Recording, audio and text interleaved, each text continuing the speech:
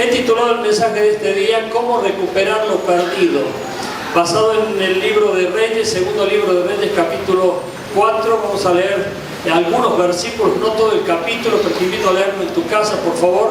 Y algunos estarán preguntándose, ¿perder qué?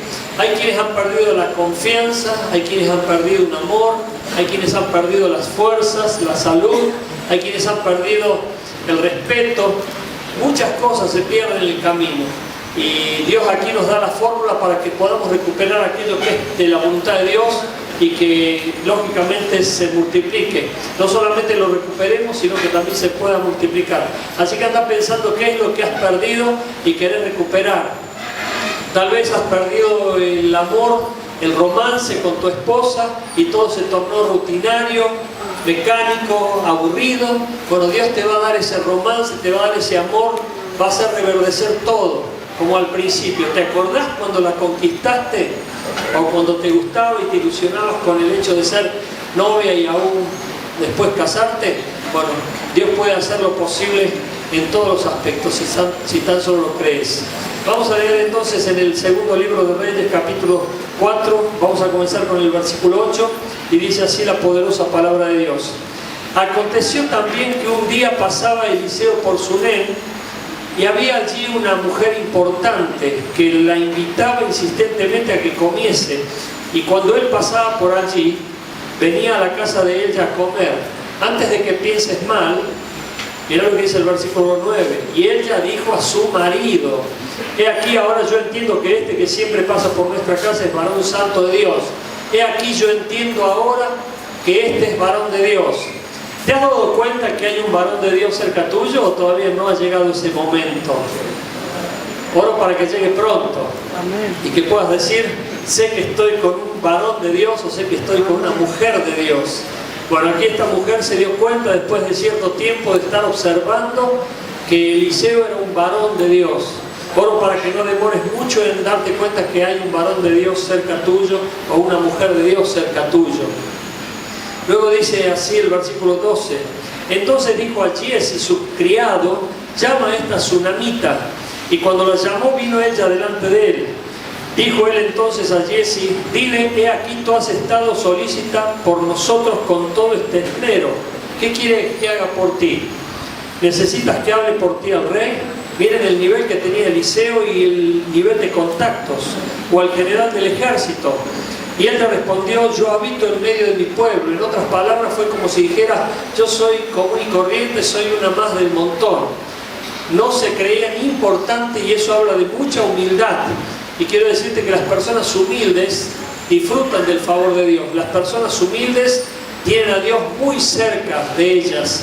Porque dice la palabra claramente que al soberbio, al altivo, al orgulloso, Dios mira de lejos. Así que tenemos que ser humildes para estar cerca de Dios y disfrutar de su presencia todo el tiempo.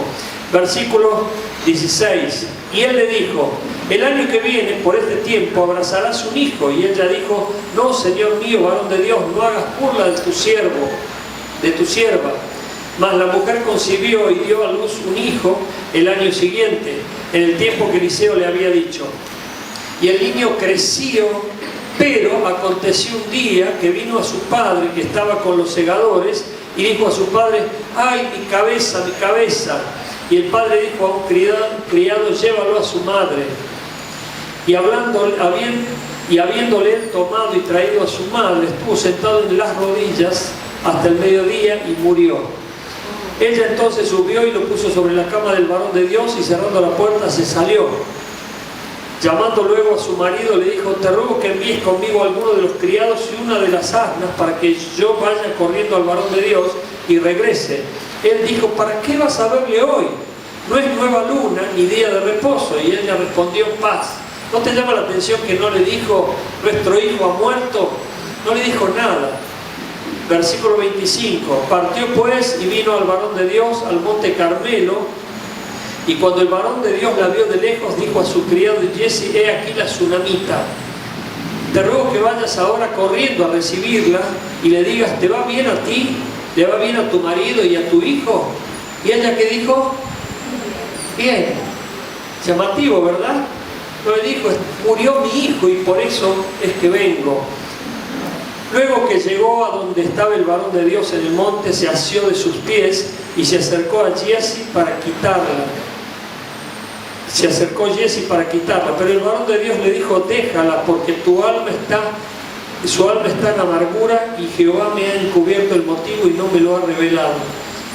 Versículo 32, venido Eliseo a la casa, aquí que el niño estaba muerto, tendido sobre su cama, y entrando él entonces cerró la puerta tras ambos y oró a Jehová. Después subió y se tendió sobre el niño, poniendo su boca sobre la boca de él y sus ojos sobre sus ojos y sus manos sobre las manos suyas. Así se tendió sobre él y el cuerpo del niño entró en calor. Volviéndose luego se paseó por la casa una y otra parte y después subió y se tendió sobre él nuevamente. Y el niño estornudó 7 veces y abrió sus ojos. Entonces llamó a Giezi, le dijo, llama a esta tsunamita, y él la llamó, y entrando ella, él le dijo, toma tu hijo. No vamos a entrar en detalle de cómo fue el método que utilizó Eliseo, porque eso entra dentro de la voluntad de Dios específicamente para Eliseo, y Eliseo tuvo convicción de hacer lo que hizo porque indudablemente Dios se lo estaba revelando y así se lo indicaba. Son métodos y formas que Dios puede utilizar como muchas otras, pero aquí hay otra cuestión que es la que vamos a atender. Ante las pérdidas nosotros tenemos varias posibilidades. Hay posibilidades de resignación, hay personas que se resignan. Quiero decirte que para nosotros la resignación no existe. Como creyentes siempre estamos creyendo y esperanzados. Hay personas que se resignan y dicen, ya lo perdí, seguramente no era para mí, y sin embargo aquí hay incredulidad. Hay personas que se resignan todo el tiempo. Yo me resigné a vivir de esta manera y será que esta es mi cruz y voy a estar toda la vida viviendo de esta manera. Bueno, no es así para los hijos de Dios. Otros se rebelan y dicen, no puede ser posible, y comienzan a insultar, se quejan, como lo venimos diciendo siempre, y hay hijos de Dios que se rebelan contra una situación que realmente les turba. Hay personas que no aceptan nada en el sentido de decir, tal vez esto tiene un propósito, tal vez esto forma parte del trato formativo de Dios para mi vida. Ni siquiera se les ocurre pensar algo así, directamente se rebelan, reniegan, insultan, se quejan, despotrican, y ustedes saben en qué termina eso. Pero también hay otros que se readaptan y dicen, bueno, tengo que readaptarme a la nueva etapa, que es un mecanismo que todos los seres humanos tenemos de adaptación, y gloria a Dios porque así es. Pero lo cierto es que cuando has perdido algo y te perteneció, Dios te lo puede devolver, y mucho más si fue el diablo quien te lo robó, ya sea porque te descuidaste, ya sea porque pecaste, ya sea porque hiciste algo indebido, apareció Satanás y te robó la bendición, te quitó la bendición que Dios te la había dado. Pero en Cristo todo es posible y podés recuperar todo lo que has perdido. Y están los que recuperan. Yo me acuerdo cuando estaba en Rosario hace muchos años atrás, vino una mujer llorando y diciéndome, pastor, perdí a mi familia, perdí a toda mi familia. Y yo le podría haber dicho, andá y pedirles perdón. De hecho le dije que fuera y les pidiera perdón, y me dijo, ya lo hice. Y yo le dije, mira, tu prioridad no es recuperar a tu familia, tu prioridad es recuperar a Dios. Porque quiero decirte, iglesia, que antes de que nosotros hayamos perdido algo, lo primero que perdimos fue a Dios. Porque si estuviera Dios, estaría guardándonos, cubriéndonos y escondiéndonos en su regazo, en su lugar más secreto. Por eso lo primero que tenemos que recuperar es a Dios, y de ahí en más todo lo demás viene.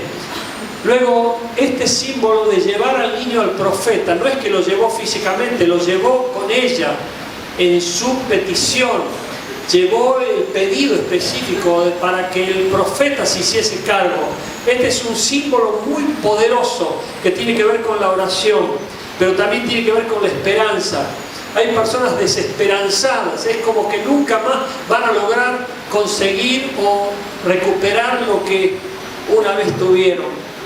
Hay personas que han perdido la posición social, antes tenían quizás mucho más dinero que ahora. Hay personas que a lo mejor perdieron las fuerzas, Otros perdieron el coraje. Una vez vino alguien a decirme: ay, pastor, usted sabe lo que era yo cuando era jovencito. Me animaba a todo y después no sé qué pasó, me fui acobardando y hoy no soy ni la sombra de eso. Pues lo podés volver a recuperar. Hay personas que las hemos visto, no hace falta que nos dijeran nada, pero llegaron a la iglesia con fuerza, con entusiasmo, con gozo, con pasión, con ganas, y de repente fue como un globo que se fue desinflando y quedaron allí sin ese entusiasmo, sin esa fuerza, y lo pueden volver a recuperar. A la iglesia de Éfeso Dios le dijo: vuelve a tu primer amor, recupera tu primer amor. Y en el segundo cuento, cuando hice el llamamiento de recuperar el primer amor, realmente fui maravillado de ver cuántas personas pasaron, y algunas llorando, para recuperar el primer amor que una vez tuvieron, ese amor que te tocó de parte de Dios y que te entusiasmaste y entraste a la iglesia y querías conquistar el mundo y no te importaba de qué manera, pero fue quedando en el camino, y hoy a lo mejor no sos ni la sombra, y a lo mejor ya te estás dando cuenta que es así.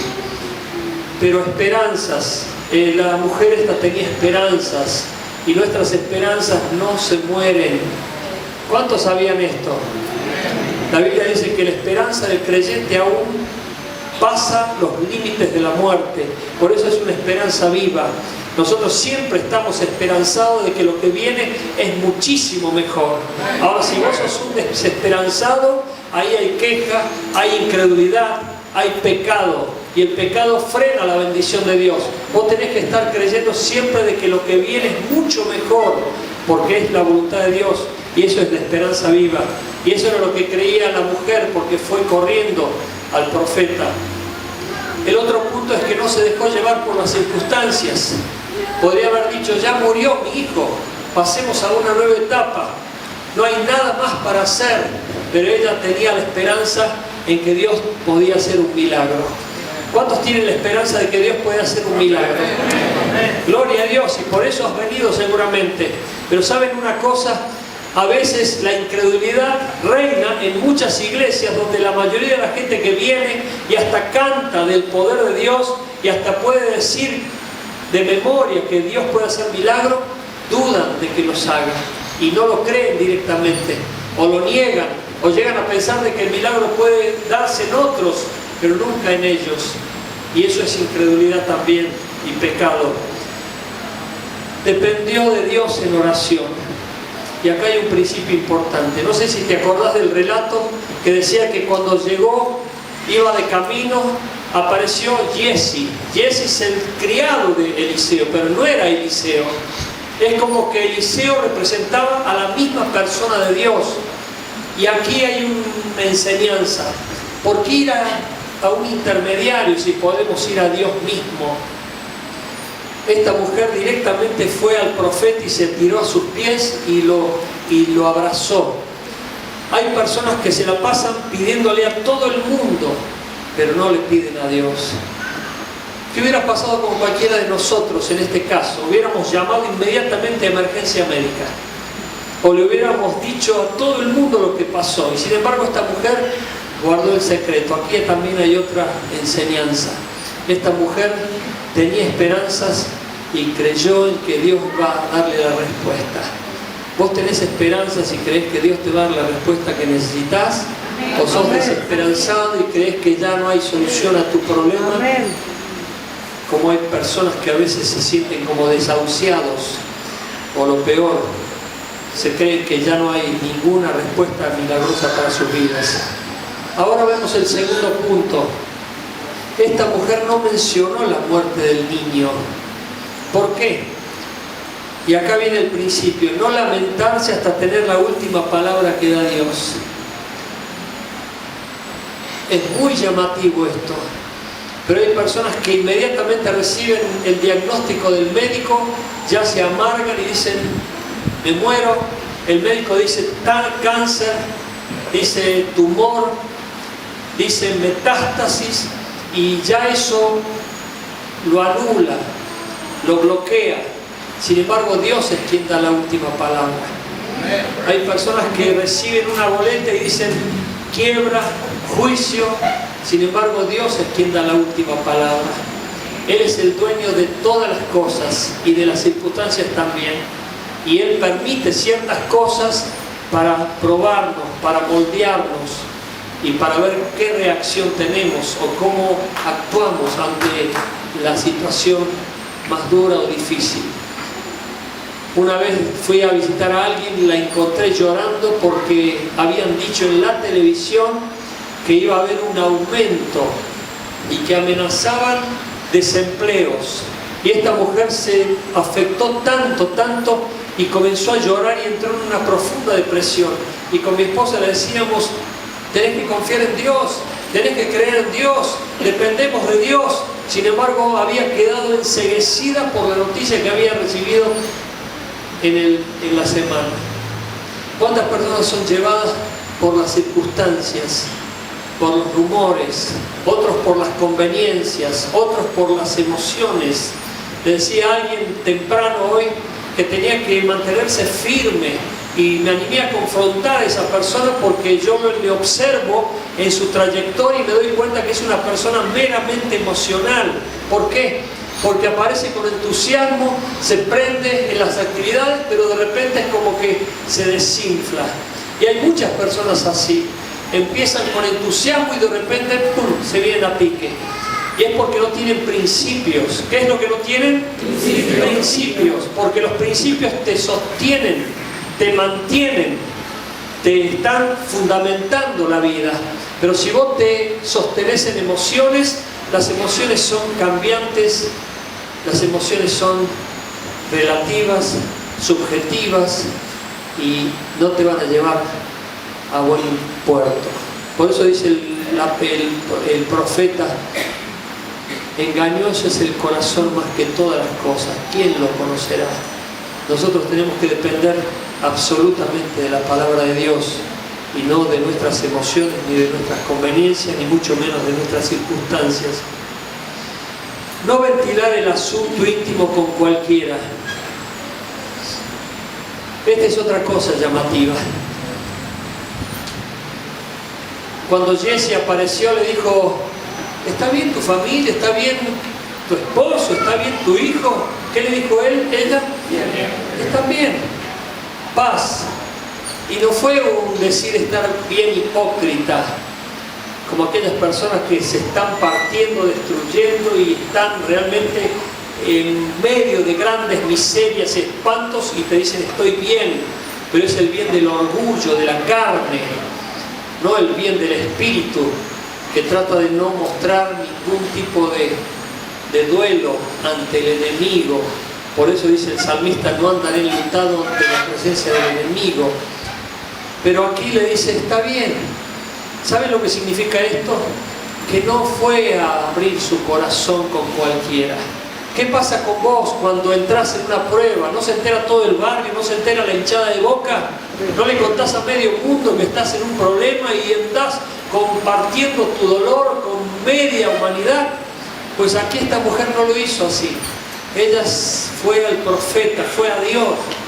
Ella quiso estar con Dios. Bien, hay personas que no se dan cuenta, pero pecan por ingenuidad, por inocencia. ¿Por qué? Porque abren su corazón con cualquiera y le cuentan sus dramas, sus problemas, y aún se lo están diciendo a los mismos emisarios de Satanás. Y el diablo anda buscando de cizaña para inmediatamente denigrar a las personas. El maligno busca a quien destruir, y vos tenés que tener mucho cuidado con lo que hay en tu interior, con tu corazón, porque en tu corazón está tu tesoro. Hijo mío, guarda tu corazón porque de él mana la vida, dice la palabra. Por eso tenés mucho cuidado con quién compartís tus necesidades, a quién les contás tus problemas. Ten mucha prudencia, por favor, porque puede ser utilizado en tu contra. Por eso aquí ella buscaba al profeta, buscaba al siervo de Dios, al que realmente estaba ligado a Dios y no lo iba a defraudar. No compartir abiertamente lo que creemos con aquellos que no tienen la misma fe. También el esposo le dijo, ¿qué pasa? ¿Por qué vas a la iglesia hoy? Si hoy no es día de reunión. Pero no le dijo, voy a pedir oración, voy a buscar al profeta porque nuestro hijo se ha muerto. ¿Por qué? Porque no lo iba a entender. Aquí vemos que esta mujer estaba luchando sola, estaba teniendo ella la fuerza espiritual. El esposo indudablemente no la tenía, porque aquí se ve un yugo desigual. Y qué triste es cuando hay un yugo desigual. Escuchad con atención, por favor, esto. Qué triste es cuando los cónyuges no están empujando la carreta espiritual juntos. La bendición de Dios fluye cuando hay un equipo, cuando ambos están entendiendo la misma cosa. Pero qué triste es cuando es el hombre o es la mujer la que invita, motiva, ora, y el otro no lo hace. Una vez me explicó un pastor, me dijo: cuando vos estás en un diferente nivel, es como que vos estás queriendo subir a la persona y la persona al mismo tiempo te está queriendo bajar. Pero cuando los dos están juntos, unánimes, hay bendición de Dios garantizada. Amén. Amén. Por eso orá principalmente para recuperar a tu equipo, recuperar a tu esposa, a tu esposo, para que juntos, unánimes, puedan estar firmes, apuntando a lo mismo. Y no hay duda que la bendición va a fluir a toda la familia. Pero ¿qué pasa cuando vos compartís algo que la otra persona no lo entiende? Me acuerdo en Córdoba cuando un día íbamos a recibir a 3 expresidiarios, habían salido de la cárcel, nosotros habíamos organizado una cena para recibirlos. Mi papá, cuando se enteró que no venía a la iglesia, que no tenía a Cristo, él no venía a la iglesia, él no leía la Biblia, enseguida se enojó y dijo: ¿pero qué van a hacer? ¿Están locos ustedes? Ahí yo aprendí una lección, que no tengo que contar todo con las personas que no entienden lo espiritual. Por eso el apóstol Pablo dice que tenemos que acomodar lo espiritual con lo espiritual. Hay personas que no van a discernir espiritualmente las cosas. Hay personas que no van a entendernos cuando les hablemos acerca de las cosas espirituales. ¿Por qué? Porque no disciernen espiritualmente. Y nosotros tenemos que tener mucha prudencia también. Vos al mismo tiempo en tu casa podés tener diferentes niveles espirituales. A lo mejor en tu casa hay uno que es maduro espiritualmente y otro es inmaduro espiritualmente. Y hay que tener prudencia también para compartir todas las cosas. Aquí esta mujer no le dijo nada al esposo. Sin embargo, fue a buscar al profeta porque sabía que allí estaba la bendición y estaba la respuesta que necesitaba. En tercer lugar, asirse de los pies del profeta simboliza tomarse de Dios. Estás pidiéndole a Dios un milagro, pero tu perseverancia no es tal.